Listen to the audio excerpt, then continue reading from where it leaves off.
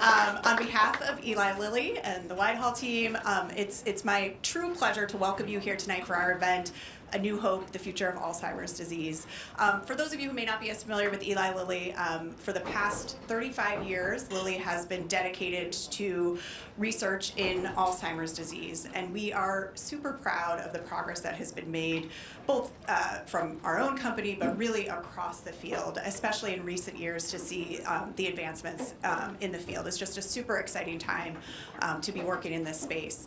As Steve said, my name is Maureen Japha. I am an Associate Vice President on the Neuroscience Corporate Affairs team at Eli Lilly, and truly is my pleasure. We're so excited to have this incredible group of folks here. We've got some folks from state legislatures to representatives from Greater Boston, Greater Massachusetts medical community, patient advocates, the business community, the list goes on. And we are super excited to have you all here tonight to talk about what we can do together to improve diagnosis, detection, treatment, care for people living with Alzheimer's. And we are so grateful for you taking the time to be here, especially tonight where I know there might be some conflicts about some other things you might want to be watching. So we really do know your time is valuable and are grateful that you're here. Before we jump in, I do want to share just a few quick stats about Massachusetts and Alzheimer's disease. According to the Alzheimer's Association website, more than 135,000 people aged 65 and older are living with Alzheimer's disease and related dementias here in the state of Massachusetts, and that number is only projected to continue to grow. Alzheimer's disease is the 5th leading cause of death in Massachusetts for people aged 65 and older, and we know that that has a profound impact not just on the patients dealing with Alzheimer's, but the over 335,000 caregivers across the state who are managing and dealing with that disease for their loved ones. In Massachusetts, like many other states, the impact of Alzheimer's disease also reflects disparities in our system. We know that Blacks and Hispanics are much more likely to be diagnosed with Alzheimer's disease or related dementias, but unfortunately they come to that diagnosis much later in the process when it is harder to address and intervene in a timely manner. But it's not all bad news. Massachusetts has also shown incredible leadership on the policy front. In particular, a couple years ago, with the implementation of the Alzheimer's and related dementia state plan, this has been an incredible advancement in terms of innovation and implementation around early diagnosis, caregiver support, expanding cultural competencies in care. So really, Massachusetts is just a leader in this space and really a model that we look to when we're talking in these conversations around the country. One other thing that I think is really neat is Massachusetts was one of the first states to require continuing medical education specific to Alzheimer's disease. And I think that's so important to make sure that our caregivers are at the top of their game and knowing and keeping up to date with the latest and greatest innovations when it comes to detection, diagnosis, and treatment. So with that, there is so much more that I think we can be doing, and that's what we're really excited to be here tonight to talk with all of you and our great experts. So I will hand it over to Steve to get this conversation going. Great, thank you very much, Maureen. Thank you. And I've got a mic, so I'm going to toss this back. Who do I give this to so I don't... Everybody, this is Naharika, and she works really hard. So greetings. I'm Steve Clemens. I'm editor-at-large of National Interest, and I'm the CEO of a firm called Widehall. And we've been so happy to be working with Eli Lilly to have these conversations around the United States in many cities. And I got to tell you, it's not the same everywhere. Some you see, heroes that are active in one part of the ecosystem, others that are doing other things. And I think what we're doing is both sharing what we've learned, but we're also learning from the audiences that we're engaging with. I'm thrilled to see all of you here tonight. We're going to have some folks who can come up, but my style is very much, mixed between, Phil Donahue and Jerry Springer, in between them. And so if any of you guys don't even know who they are, right? You do? You do? You don't, though, right? No idea at all. Okay, what we will learn by the end of the evening. But we're going to have some conversations. But I do like to make sure that we're also talking with you and hearing from your expertise. And all of you come from different corners of this, and we'll do the best we can. But we're going to have some lightning round deep dives, and we've got a fantastic start here today. So let me welcome to the stage and give him a big round of applause, Representative Thomas Stanley. He is the chair of the Joint Committee on Aging in Independence. And have a seat right here. Apparently I'm required to sit in this seat. And you're going to, and just tell you how it's going to work. We're going to have a conversation, and we're going to talk to the audience. And then I'm going to bring together my other friend who's really into this, and she's been doing a lot in public education but Danielle Gregoire is going to come join us. I'm going to make you move over there and have her sit here, okay? Just so see if you remember that. She's more important. Yeah? How important is she? Put your very important. Well, listen. Let me just start out. Before we start, I feel like I'm on The View or Johnny Carson. What it must have been like. So many people's political careers ended on The View. You forgot your purple tie. Exactly. Well, my purple tie. Yeah. Alzheimer's. Alzheimer's. Oh well, I forgot mine. Well, there you go. I forget a lot of things, but anyway, I stopped doing ties with COVID. I just said, we need to rebel, and that's my little. I've become very non-linear and non-tie. I remember everything that happened, but not in what order. So that's where I'm at. But let me just start out, Representative. I'm going to go Thomas. If it's okay, Tom. You chair a very, very important committee. You care a lot about some of the legislation we just heard about, blood biomarkers, et cetera, but you also are looking at kind of the ecosystem around this whole area. You've got a number of pieces of legislation. And what I was really impressed with in reading your profile, because I do a lot of work with AARP, and I think they've done more than anyone else to look at the kind of beleaguered state of affairs for caregivers. Those people that are out there, the heroes that are looking at this. So one part of the conversation is science and the opportunity of the moment. The other thing is looking at the people that are holding the system up, and also educating people, which we'll get into with the representative. Tell me a little bit about the dashboard of action that you have right now. What's most important, and also when it comes to blood biomarkers and bringing that into greater fruition here in Massachusetts, what has to happen? Sure. Well, with regards to biomarkers, I'm going to leave most of that to Danielle because she's been working, in that area for a long, long time. But that's very exciting. Learning a lot sooner whether one has, Alzheimer's or not is going to be, it's very important. So, to tell you a little bit about what was formerly the Elder Affairs Committee is now the Aging and Independence Committee, which I chair. And our focus is really strengthening the whole continuum of care for seniors, from staying at home, getting home care, assisted living, or long-term care. And we know that about 50% of the people residing in long-term care have Alzheimer's. So a lot of people have been working on these issues for a long time. And I'm very fortunate to be chair during the last few sessions. In last session, we passed major legislation on the long-term care bill. And it was the first time we actually combined it with the assisted living bill. And the first time in 25 years that we've had significant changes in legislation and allowing them, what they can do. So long-term care, we know that there's a lot of good actors, but there are bad actors. So we included legislation to, give DPH greater scrutiny and lower the threshold on finding out who the players are as far as owning, down to 5%. They have to reveal all their information. But I feel like I'm getting a little bit too much into the weeds. Do you want to learn more about it? I always want to learn more in short form. Yeah. Yeah, right. No, but so I do want to go to this, but I want to, as you begin kind of talking about this dashboard and what needs to happen around, this continuum of care, let me challenge you in one element. Can you give the mic to Galen? I told him I was going to do this for a second. Now, we have a non-solicit arrangement here that you can't hire him because he's really good. He was our first guest tonight. But, he was talking about something, and I don't want him to go at length, but I am very interested in the intergenerational dimensions of this. So as we kind of look at your committee, and you kind of age-gated to some degree what your committee's about. But I think part of the thing is part of early diagnosis, early screening, having an intergenerational connection so that people see that. Can you just talk to me, because I can't get the technical stuff, what you were trying to do with people under 60 with early screening, just real short form. You don't have to tell them who you are, because I know you're scared of that. That's okay. Again, my name is Galen. I work for Representative Bruce Ayers. He worked with the Alzheimer's Association. Chelsea Gordon and Lainey are both here. And they were incredible partners on expanding access to folks who were diagnosed with early onset Alzheimer's before 60. They didn't typically have access to the frail elder waiver, which includes a lot of home assistance services for folks that need those services.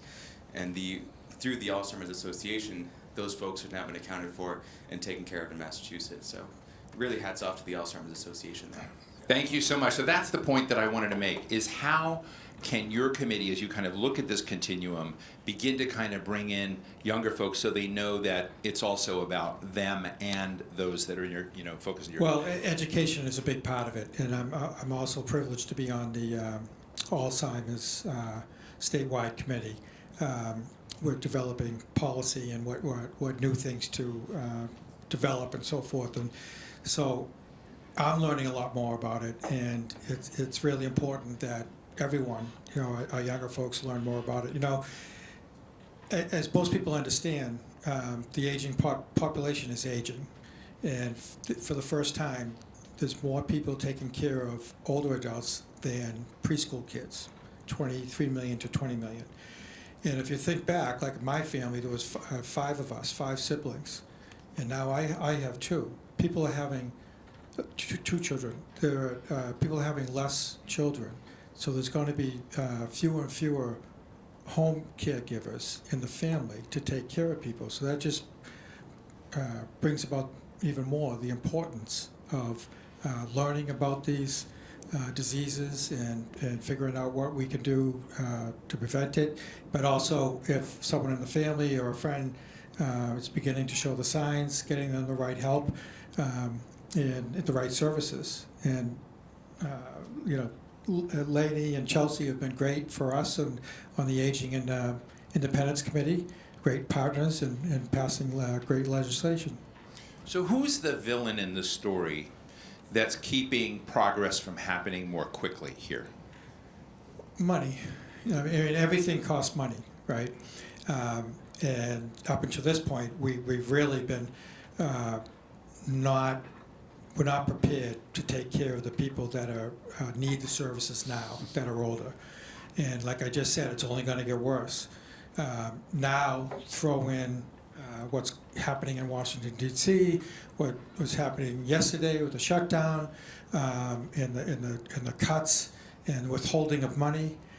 It's really going to be a complete disaster. So it's like the worst of times, but it can also be the best of times, because that's when innovation and creativity thrive.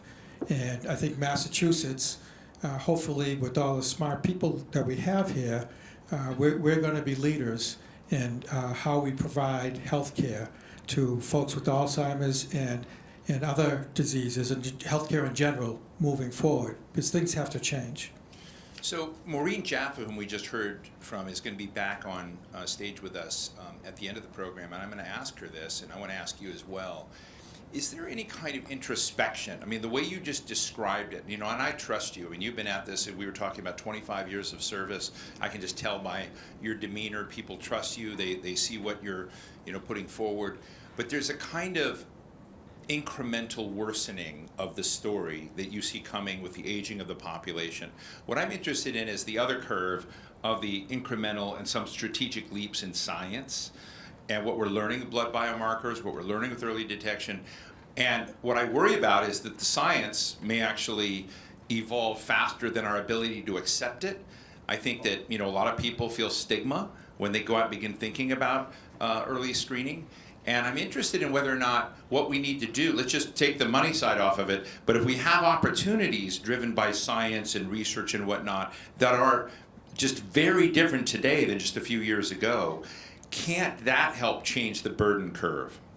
Absolutely. And Massachusetts and the legislature, the state government has historically been great in funding areas where we knew that, we needed to give the industry a little leg up, and because we're competing with other parts of the country as well, and we've done that in various different areas. So there is an economic development bill that's being developed. Again, we have all these financial concerns that we have to worry about, but we've always been forward thinking and knowing that if we want to thrive in the future, we have to spend some money now, and so that's what the legislature is looking at right now. Before I bring the representative, let me ask you, Tom, the other dimension of this, which is massive disparity. I mean, so the incidence of Alzheimer's disease, you said, is just huge. It's very, very big. I could give you the numbers. I think we just heard them from Maureen from Massachusetts. But also, it's just not every community is hit the same, and I'm not sure we know why. I'm sure maybe some of you might know why. But the disparities are out there. How much is that a part of the policy map that we have to also get right? Well, yeah, absolutely. It's very important. We all know that life expectancy is a lot lower in certain communities, majority, minority communities, and there's a whole host of reasons for that. And I think Massachusetts, again, we're ahead of the curve. There's still a lot more work to do, but we need to treat everyone fairly and give everyone, a good, healthy shot at living their life and being productive members of society. We could talk about that for a week, right? On the unfairness of where people live, and how they don't have the money, perhaps, to have a doctor, or to have the right job, to have the health insurance, and so forth. So, what do you think of Danielle Gregoire? She's awesome. Yeah, she's awesome. That was instantaneous. So let's welcome to the stage Danielle Gregoire, representative here from Middlesex. Danielle, come join us up here. Tom, We've got I'll a couple remember of to tell the mics. speaker you said that. Yeah, and I want to say, because I've got notes from all over. You can tell I've got a lot of paper up here, but I just want to mention that in 2016 to 2017 session, she was promoted to the House Chair of the Joint Committee on Elder Affairs, where you ushered in through the first in the nation legislation on Alzheimer's and related dementias. So that was a major, major milestone. So this is deep in your soul and deep in your agenda for what you want to both accomplish and I assume be remembered for. So let me just start out, Danielle, and ask you, what haven't you done yet that you most want to get done? I would like to see the Red Sox win this game tonight. And for anyone who was paying attention, they did tie it up 2-2.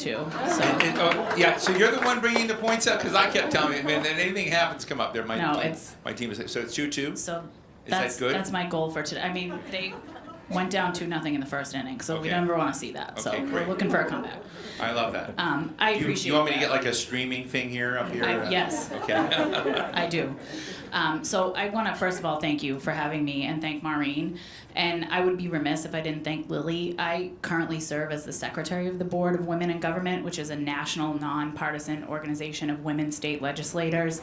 And Lilly has been a tremendous supporter of our efforts, and that organization is growing exponentially. Wonderful. And it allows me and my colleagues to take the things that we're accomplishing in Massachusetts to other parts of the country, which I think is some of what you were talking about with Show and Chairman tell. Stanley.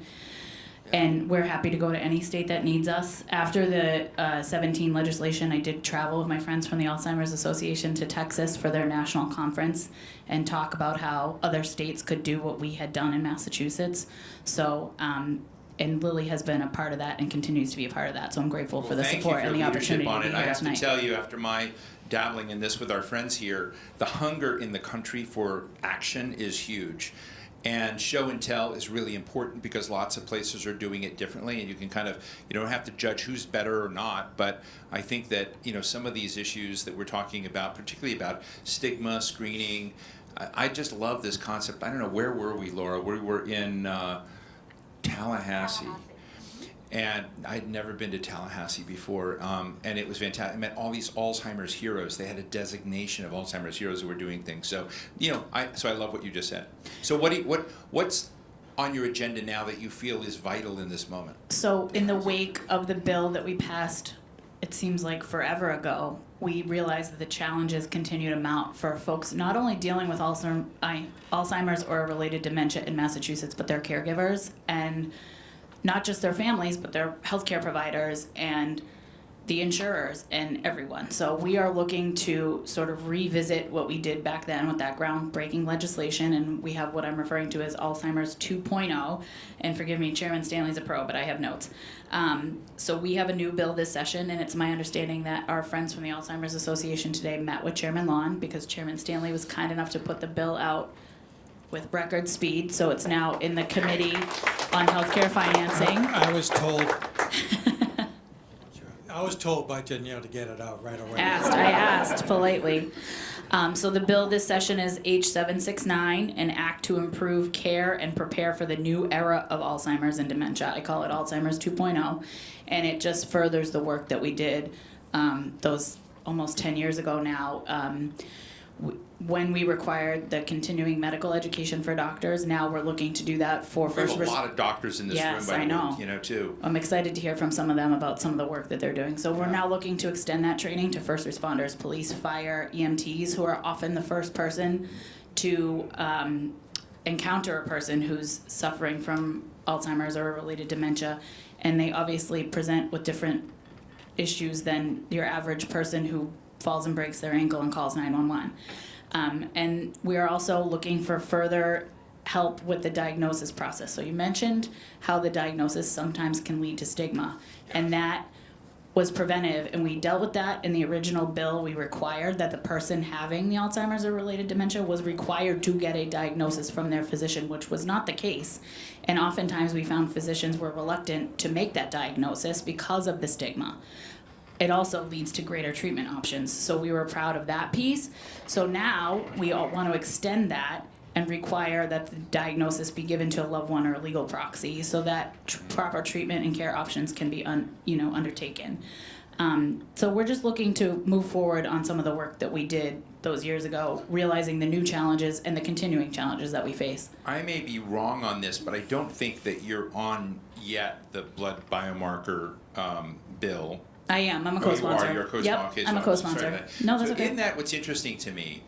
And again, this is me editorially. I'm not an expert on this, but it seems to me very, very important because one of the things that you talk to Americans about why they worry about disclosure or records of results in a early screening or diagnosis is, going back to the era of, any pre-existing conditions. Are our rights or, the kind of health standards that we had potentially going to collapse around old standards? And if that material is, I've talked to a lot of people about it. It's one of the concerns they have, and you want to say, hey, don't worry about that, we're past that, but they do worry about that. And so when you bring in either state support, federal support, and there's sort of financial partnerships around coverage, et cetera, I think it makes it harder. I think it reifies security in the mind of those people. I'm just wondering if that's on anybody's map. So I think the biomarker bill, which, as Chairman Stanley said, I'm not an expert either. It was filed by our colleague Representative Kilcoyne last session and made great strides last session. And I have confidence that it's moving forward on a positive path this session. Like Chairman Stanley also said. Any villains in the way on that yes, one? the insurance companies. The insurance companies are the villains in all of our stories. They're the villain in my bill that got passed last session to require coverage of human donor breast milk for infants and preemies that really need it and will die if they don't get it, and only rich families can afford it. It stands in the way of my rapid whole genome sequencing, which again would help for diagnosis of rare diseases that I've filed. So yes, money in certain villain, but I do think that with the wave of science and the way things are going, if we can really pinpoint what the disease is and what the strain of it is, and it makes it easier to identify treatment and care, it's incumbent upon us, and I think we have a swell of support for it in the legislature this session, and I'm hopeful that it will move forward. I think you're really good at branding things, right? Okay. I get this Alzheimer's 2.0, et cetera. No. I think one of the interesting questions out there is whether or not we need to, in the Alzheimer's space, rebrand some things, as you were just kind of trying to do. And it occurs to me as we think about screenings, and we're going to get out the audience a little bit, talk about this, is whether or not we need to kind of look at what we did with breast cancer, what we did with other, blood screenings. I was just with someone talking about this, and she was a physician, and she said, Steve, we've gone from 8 vials of blood when we take out of you for screening, now down to 2, and then soon we're going to be at a speck of blood. I was thrilled to hear that, because I don't like needles and all of that. I tell everyone there's a really good reason I went to law school, not medical school. Yeah, and that's a huge so part of it. we're on the same page. But I think it's part of this of building it into natural habits, right? Building the whole medical social contract ecosystem around habits. And I'm wondering if you see branding or rebranding opportunities there. I think that's interesting, because I think you'd be hard pressed to meet someone that hasn't been touched by Alzheimer's or dementia in some way. I started this journey by telling my story, and then my local newspaper printed it, and my mom said, really, you got to tell the whole world our problems? And I was like, okay, so we're not telling that story anymore. So if there's any media, that was off the record. But you're hard pressed. I was watching The Real Housewives last night. Don't judge me. And The Real Housewives of Salt Lake City had a full segment about a woman who was a housewife who was caring for her father and had a whole conversation with her mother about when it was time to put him in a home. So that sounds healthy. So I don't know that it's a rebranding necessarily that's needed, because I think Alzheimer's and dementia are part of the vernacular of everyone in this country. You'd be hard pressed to find someone on the street who hasn't been touched by it in some way or another. What's the literacy level of both of you, Representative? How are you seen among your colleagues? So you're clearly experts. You're clearly in the healthcare space, the aging space. What's the literacy level of some of your colleagues? Most of your colleagues? Well, everyone in the legislature is honestly very smart and driven, and I don't know about that. well, it could get out. Finally, some sparks. It's the Springer side of the show, folks. But we're all focused on different areas, and in that sense, we rely to a certain extent to the chairperson of a certain subject committee. Or someone like Leader Gregoire, who's worked in the Alzheimer's field for a very long time. So, I don't know everything about anything, and I know a little bit about pretty much everything. Right. And it's my job to learn as much as I can from smart people like out here, and to bring all that information, ask questions, share it with my legislative colleagues, and hopefully develop good policy. Quick survey here. We have some other representatives in the room? No? Oh, yes, we do right here. Let's say, come on. She's bring a her doctor, mic right too. So I'm going to hand you the mic for a minute. So you're a representative, right? I am. Yeah, so you look concerned about being representative. She's I'm new. new. So we will not risk anything for you, but I just wanted to say, first of all, thank you so much for joining us. It thrills me that people are here kind of learning from one another. I'm just saying, as we have this here, and you kind of hear, about this ecosystem of continuing care, aging, screening, science, come in. Do you have anything you'd like to add to the mix? No, I think what the legislature has been doing, thanks to my colleagues, has been just tremendous. I have my own story, right? My mother had Alzheimer's, and I was the caregiver. So I see, what people are going through, and anything that I can do to bring my experience to ensure that others don't have to go through the struggles to find out where are the resources, how do we get the help, how do we get an early diagnosis. I mean, my father hid it from me for years, right? I had no idea. So I those are the things that I hope that my colleagues... Do you think there's a drumbeat on the early diagnosis part of that equation more than there used to be? Yes, absolutely. Fascinating. Why don't we hand the mic right over to this gentleman here who's a doctor. He's the first or second guy in the room. No, not you, this one. Yeah, he's... No, you're a doctor. I don't know if you can do it. No. But you were the guy I met first. Okay. Well, I wanted to come in and just, I like, involved. I mean, so what are you a doctor of? Hopefully it's on this subject. Infertility.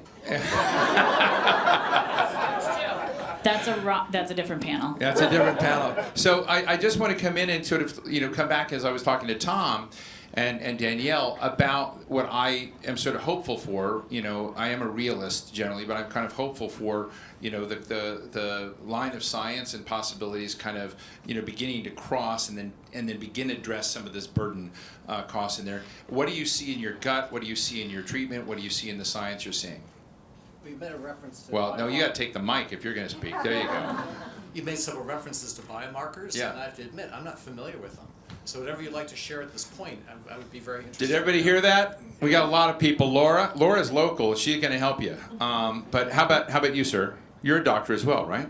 Yeah, I'm a pulmonary and critical care doctor, so I do see some people, in the ICU setting who may have dementia, and I'm interested in learning how that can impact end of life care, for example. What do you think that they, just real quick to you, what is the thing that would most help you move the needle with some of the patients you're seeing that from a clinical perspective would be helpful? A better understanding of prognosis, perhaps, at this point. Great. Anybody actually a doctor in this field? Oh, yeah, right? Oh, yeah. Oh, yes. No, okay. Where's Natalie? Okay, here's Natalie. Natalie's a plant. No, I'm just joking. Natalie, I know you were going to come in and bring some perspective. Tell them who you are and share with us your perspective real quick. I'm not a doctor. I have the privilege of representing Mass General Brigham. We have some of the most talented scientists who are fueling discovery. Some of them are here with me tonight, on the verge of incredible breakthroughs certainly in treatment, but also in prevention, helping to support the whole life cycle of this disease, to support families. And the current climate is really challenging. It takes a big enterprise and a lot of partners. Some of them tonight, Lilly is a partner of ours, and to fuel that research. And the current climate is concerning, right? We need to keep forward momentum and progress so that we can not only find those cures and discoveries, but then also deliver that wonderful patient care, support our community, support caregivers. That whole ecosystem needs to be supported, and there's some anxiety around what's going to happen with the current funding environment.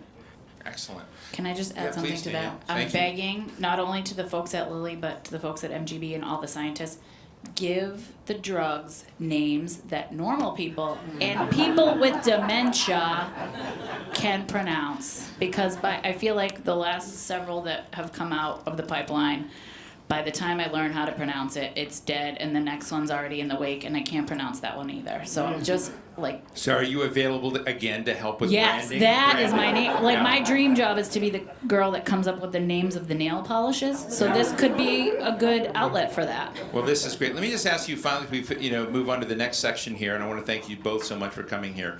I am really interested in the broad care ecosystem, Tom, as you sort of described it. There are lots of different moving pieces, the synergies between these, and yet I was still felt the heaviness of how you described it. And I'm pretty graphic in the way I conceptualize things, and so I see this cascading, reinforcing set of spirals downward. I'm interested from both your perspective how you get cascading, reinforcing spirals upward from your perspectives. And it may not just be the science, it may be other elements. What do you feel as legislators, as policy people that have been this, what we have to think about that may not even be in this field, but how do you change the ecosystem? So, it's hard being a legislator in the sense of, everyone, all of these big problems, they come to us, and people are looking for answers and looking for us to, make everything better. We're not doctors, but we're in the policy sphere, and there's only so much money, so much resources to tackle everything. But it's part of our job as we learn and grow to teach our colleagues, and we have great lobbyists, Chelsea Gordon from the Alzheimer's group, that work with us and build. Chelsea here. Chelsea's here. Stand up. There you go.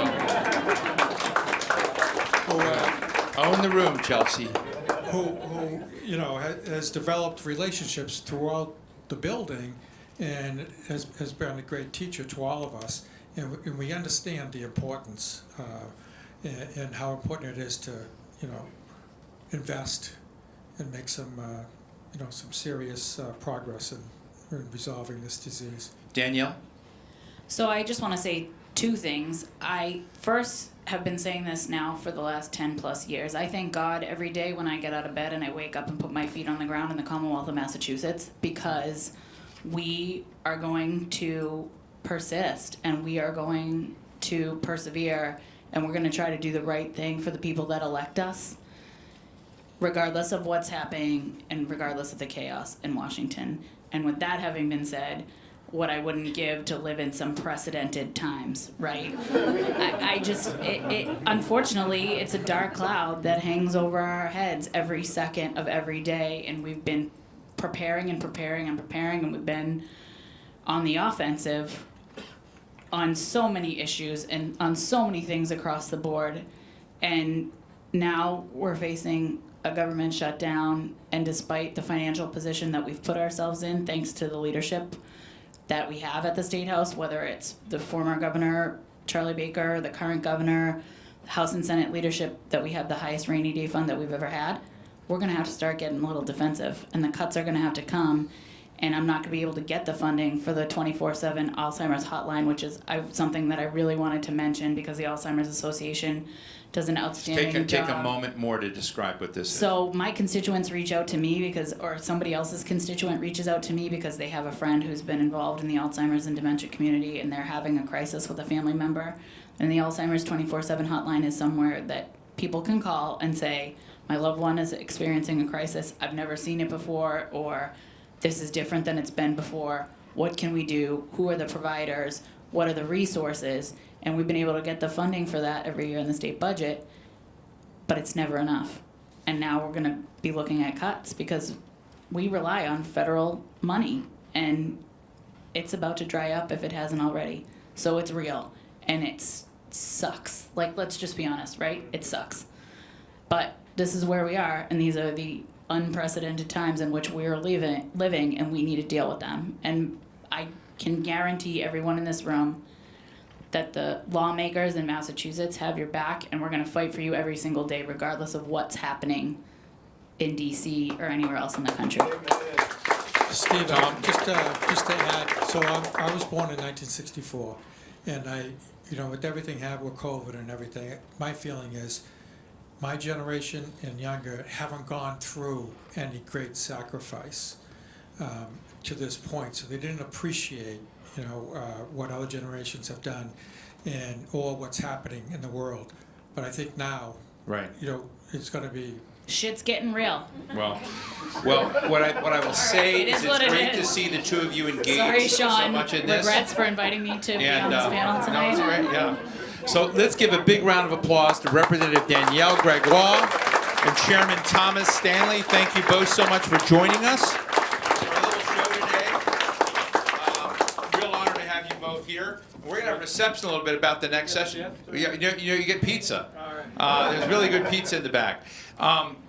Do we have a Lilly pen? No, I don't.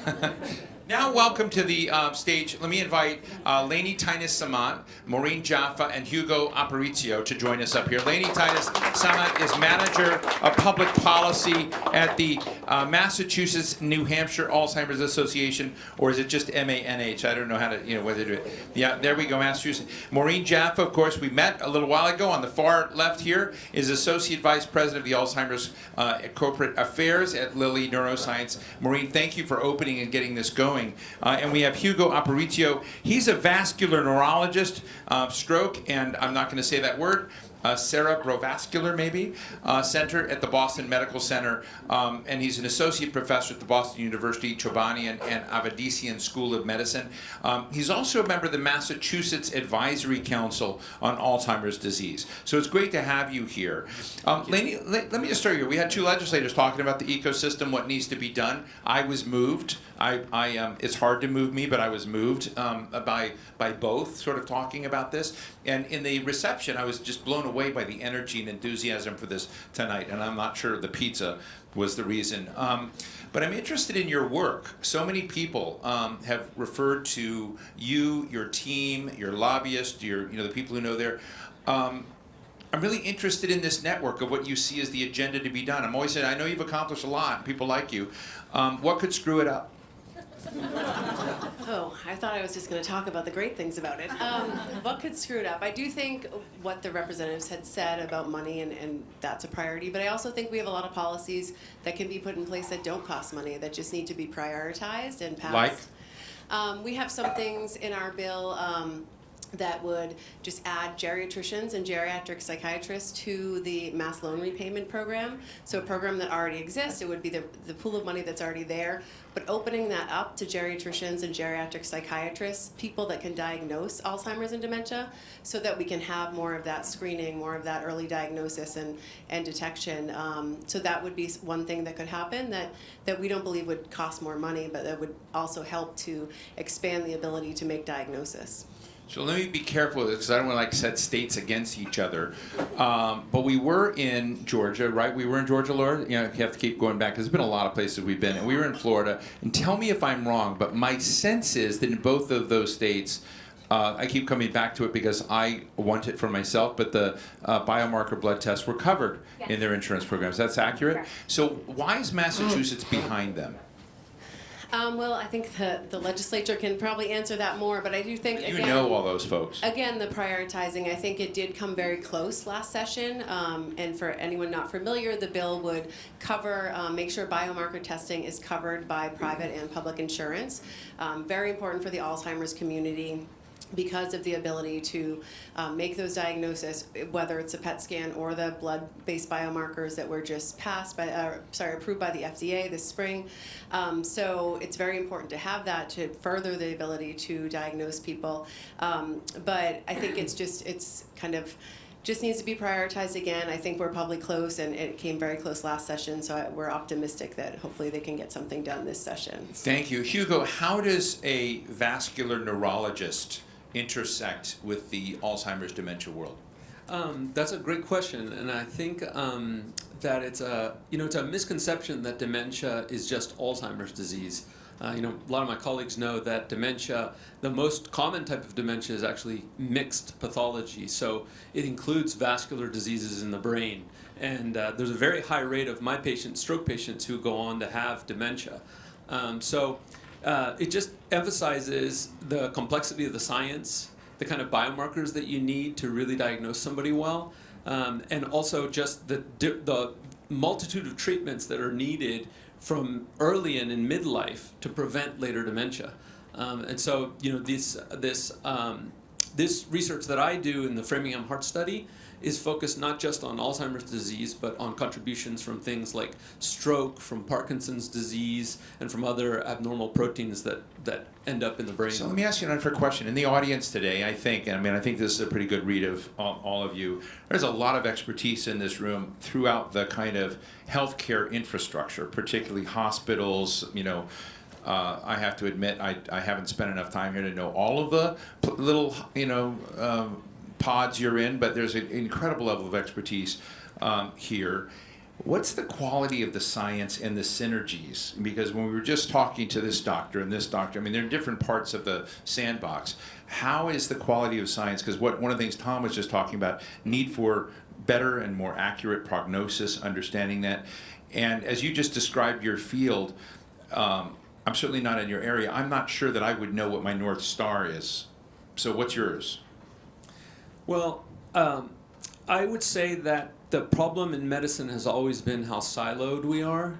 And I think it's telling that there aren't behavioral neurologists here, or There might be. There might be, but I feel like they should have spoken up if they are, and even geriatricians. And I think it speaks to a lack of the kind of workforce that we're going to need when this epidemic of dementia hits us. We're going to need way more people than we're currently training, not just doctors, but nurses, healthcare workers who are at the home, people who are helping take care of people in their older age from a multitude of diseases.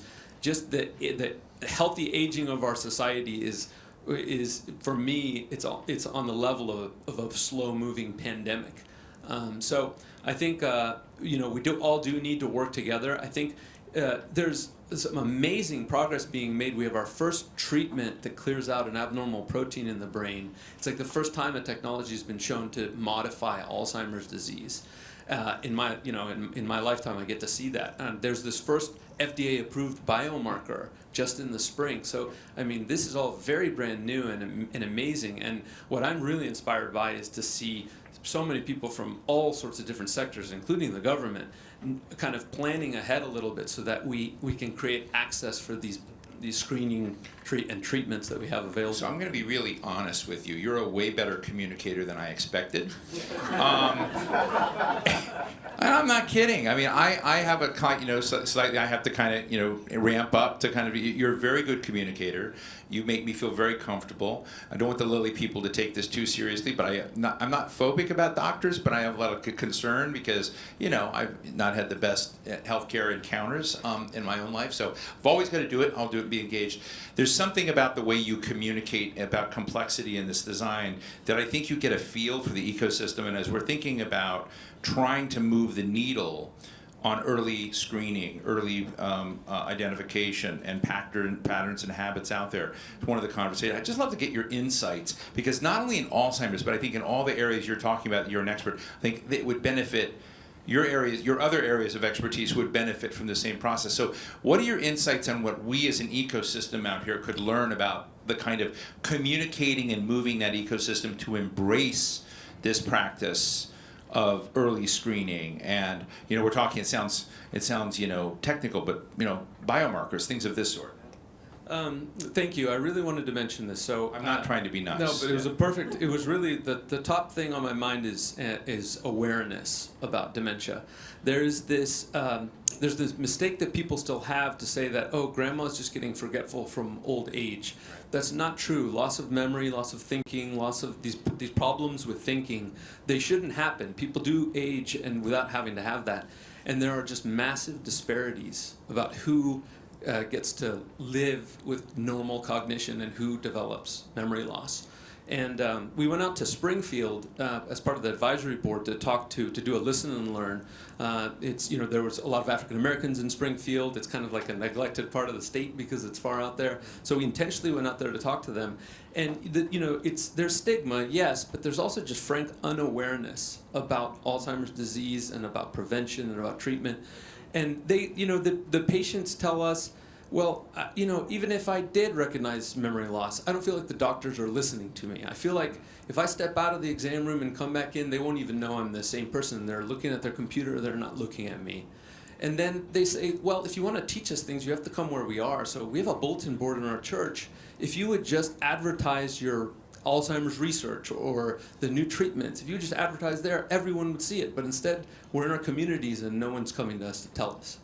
Well, hopefully we're fixing some of that today. Maureen, as we, you've heard all the subjects here, and I want to thank you again for getting us launched and also hosting us today. But as you sort of think about this equation of how you move the needle around norms and practice, make early screening work, one of the things that just occurred to me, because I know you know so much insight, being on the front end, with what you hope passes more, are we missing a kind of storytelling platform?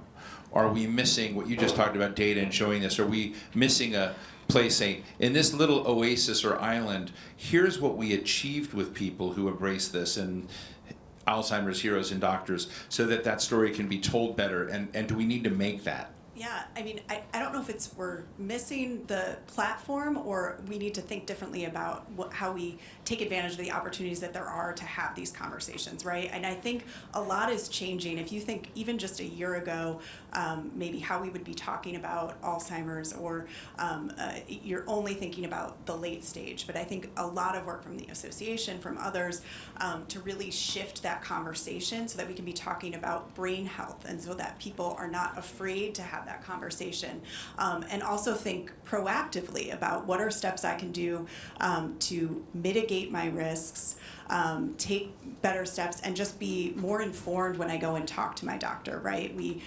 know that these pathologies. You mentioned the proteins in the brain, so amyloid and tau, the pathologies in the brain that can start up to 20 years before you start to manifest cognitive symptoms. So can we start having those conversations earlier and earlier so that you are more comfortable assessing your brain health, having those conversations, and maybe that starts to mitigate some of the stigma in addition. Lainey and Hugo, let me ask you both this. I'm not asking this just to kind of get AI in the discussion for the sake of it, because everybody's talking about it now. But I am interested, if you look at the biggest benefits of AI thus far, if you're honest, it's really about health diagnoses have improved dramatically as a result of AI. It used to be pretty crappy. You used to get so much inaccuracies in this. Do you see opportunities? I think Americans feel awkward about AI. Sometimes they trust it, sometimes they don't. But as you're in the field of communication, if you're in this area of looking at new opportunities, is AI a game changer from your perspective, Lainey, or not? I don't know. I mean, I think there could be a place for it. I think some of what we're trying to do in the legislature with Chair Gregoire's bill is really just public awareness for communities and medical professionals. So really important, just like the doctor was saying, making sure you're going into communities. The legislature has funded a public awareness campaign the past few years, and that we've focused in diverse communities, putting it on Spanish radio, buses that go through certain neighborhoods to make sure we're going where people are, to make them aware of brain health, of signs of Alzheimer's and dementia. And again, like you were saying with doctors, we did have that training requirement for doctors, but we still hear from families that say, I went to my primary care doctor and they said, like, you don't look like someone with Alzheimer's, you'd be coming in here in a wheelchair. Like, you're fine, you don't have it. So I think building the awareness with primary care providers as well. So our bill has a component that would have awareness campaigns through the Department of Public Health for providers, healthcare providers, to make sure they're aware and they can help with screening. We'll go to you in a second. Show of hands. How many of you use the term or have heard the term, familiar with the term, brain health? So this is an unfair room. For me, it was new. It's been very compelling. It's like a new frame for me. I can't stop using the frame. It just shows in the circles that I run in, they're not as smart as all of you, because it is a very new and fresh term. Most people don't talk about brain health as a concept. I don't know why we weren't, but we haven't, and there are a lot, despite this room and this abnormal selection of people. It's sort of a new thing, but I'm interested in, Hugo, as I think it's a fantastic way to think about this, no? I am a huge proponent of brain health, and as a concept, as something to rally behind. We have been focused on the heart, on cardiovascular disease. Right. The Framingham Heart Study started in 1948, focused on cardiac disease, but so the brain and brain health we're a bit behind in terms of public awareness. In terms of why it's important to protect your brain from disease. There's a Lancet article that came out last year that explains how there are basically 14 diseases and factors that happen during a person's lifetime that contribute to about 45% of dementia. And so essentially almost half of dementia could be preventable if we address all these disparate hearing loss, midlife weight, late life diabetes, the list goes on.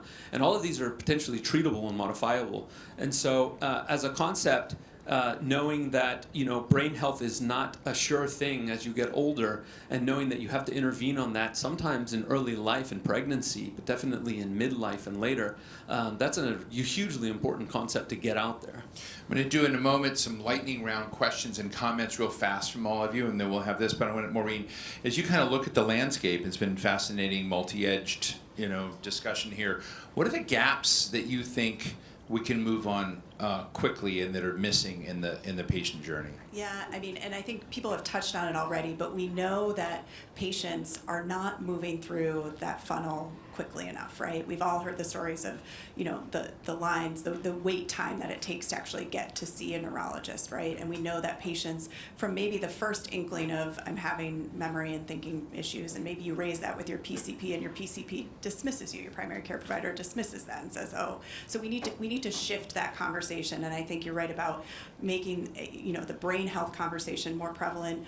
Lilly just last month launched a public health campaign called Brain Health Matters, and really the goal there is to shift that conversation and have people think about how you have that conversation with your doctor, because I think if we can start there and change the conversation there, maybe we can keep people moving through that system from their primary care provider to their specialist to getting that diagnostic test, right? Whether it's a PET scan or a blood test, and then if appropriate, getting on, determining with your physician what happens next. And that's a big national campaign you're launching, right? Huge, yes. Yeah, okay. Really excited about it. You've got some movie stars and all that. Julianne Moore is on board. Yeah, so, yeah, exactly. So let me go around. So I'm going to go to you since we almost got to you, but then you stopped us. So quick lightning round comment or question. For Lainey, what do you think is the most important thing to address in the legislative session around caregivers? Thank you. That's part one. Don't go. Okay. Well, you can go too. Right here. My other friend here. Yeah. I'm curious your thoughts about funding technology that can detect Alzheimer's disease. I work with a lot of entrepreneurs that do 3D brain scan, Tell for me what instance. you do. You do this. Yeah, so I'm founder of Age Tech Boston, so we do innovation for living longer and you aging can answer better. your own question, kind of, right? Well, I'm just curious because there's, a global need. So it's not just Massachusetts and this country, but certainly global. So I was just curious about your thoughts on incorporating more technology solutions in caregiver and practice. Great. Takesh Desan.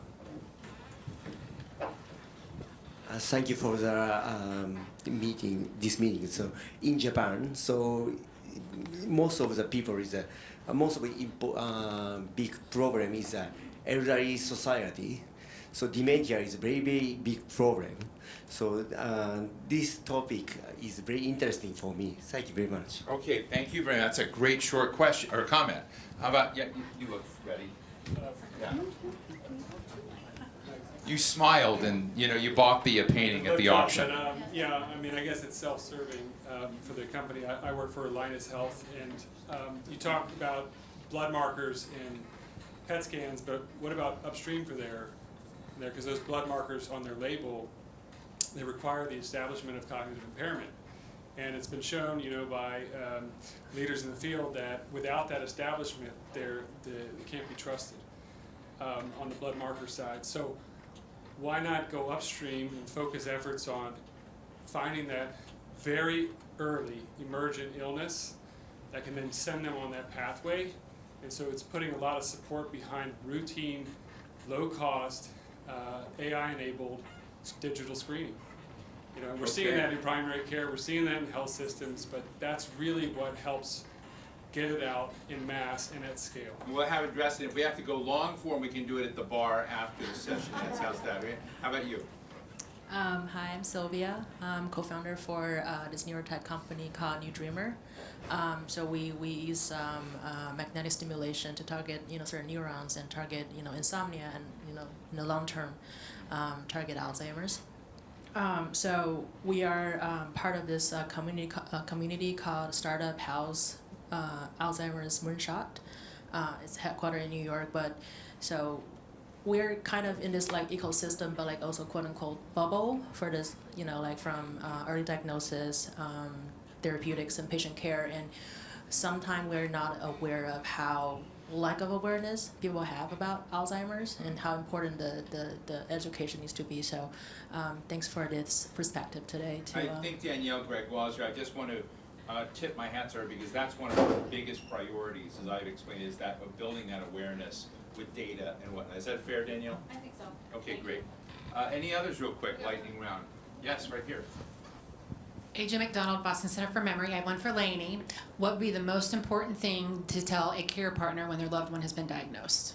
Thank you so much. So why don't we end it there? We've got a lot. You can answer what you like, or go to the bar after, and and then end the shit. But let's go with Maureen. Yeah. So maybe to touch on some of the technology questions, I'll think about that. I mean, I think you're right. Like today, the blood test that was cleared by the FDA this spring is specifically to diagnose folks that are exhibiting symptoms and in a specialist care. But I think we are excited about where the science is going, and quite frankly, whether that's a blood test that can identify it or some other technology, like we need to keep supporting the science and innovation to make sure that we are detecting this disease as early as we can, because the studies are continuing to show that the earlier you treat, the better the outcome. So I think we at Lilly are as agnostic as to how that happens, but I think we just need to keep making sure that ecosystem is there to get those innovations moving forward.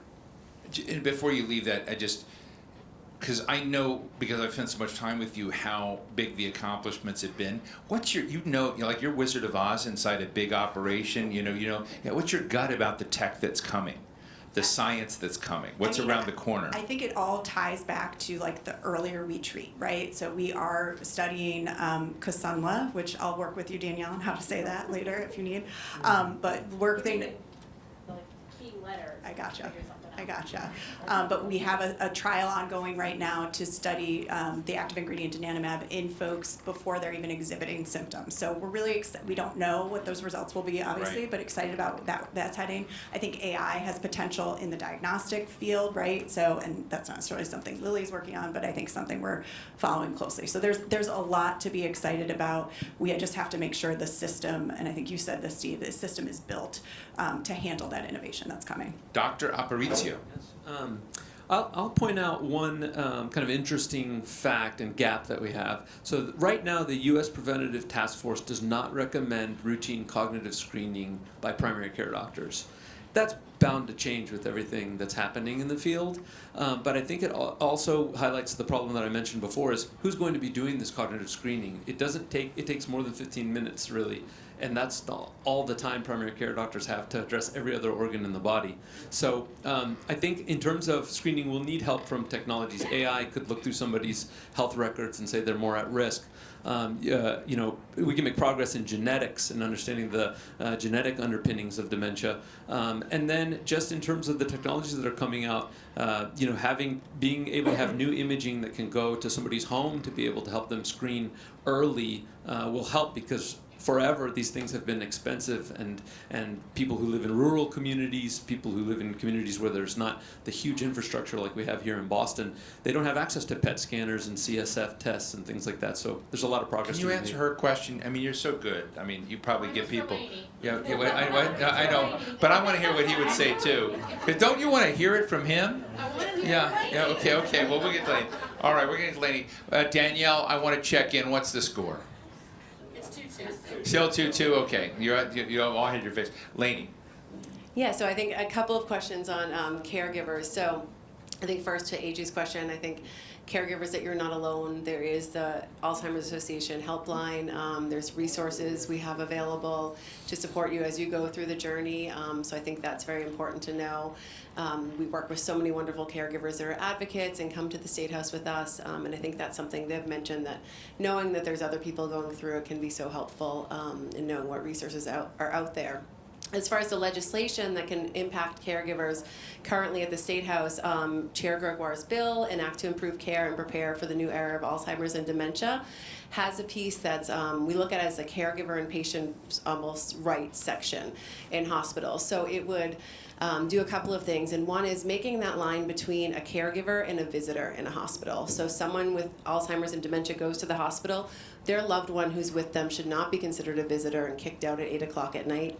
They need to be able to have the right to stay with their patient, who might not even remember what the call button is in the middle of the night. So making sure that that can happen is a really important piece. And then also there's a caregiver notification piece that would notify someone if their loved one with dementia ends up at an emergency room, and it would also require to speak with a caregiver or meet with a social worker before being released. Well, look, I think this has been a fantastic, fascinating, multi-edge discussion, and in part it's been improved a lot by the people in the room, and we're going to keep the conversation going a little more informally. Maureen's going to say something in a minute, but I think whether you're in industry or you're part of the healthcare infrastructure, you're into advocacy, you're in different parts of science, I think that, and our legislators, who are working on this and trying to think, it's hard to do, legislative because you're always supposed to say, what's the silver bullet, in some sort of problem-solving solution. There are none. We've got to look at this ecosystem question, so I think it's very powerful, the conversation. So I want to thank all of you. I want to thank our friends Maureen Japha, who's Associate Vice President of the Alzheimer's Corporate Affairs Division of Lilly, Hugo Aparicio, vascular neurologist at Boston Medical Center and also at Boston University, and of course Lainey, Titus, Samant, everybody here knows you, with the Maryland, New Hampshire Alzheimer's Association. Really appreciate it. Give a big round of applause. I also want to thank, before I finish my part, thank you to the Eli Lilly team for hosting us today, and to the Widehall team, and to the University of Massachusetts Club, and Sylvester over there behind the controls. He's been pretty good too. So thank you. Please give a big round of applause to everybody who's here. And I'm going to turn this over for some closing thoughts to Maureen Japha. I know I'm what's standing between you and more cocktails, a baseball game, and conversation, so I'll keep it really short. Just I want to echo Steve's thanks and gratitude for all of you being here, for the awesome engagement and conversation. I hope we can keep the conversation going long after we've been here, and just keep sharing information and stories. So thank you. Yeah, you're now part of an alumni group, if you didn't know that. So we're going to hopefully continue this conversation in other ways with everybody we've met around the country. Is that fair? That's okay, great. So you're part of the Lilly Widehall alumni group. Yeah. Okay, enjoy some drinks. Let's all meet each other and talk. Thank you all.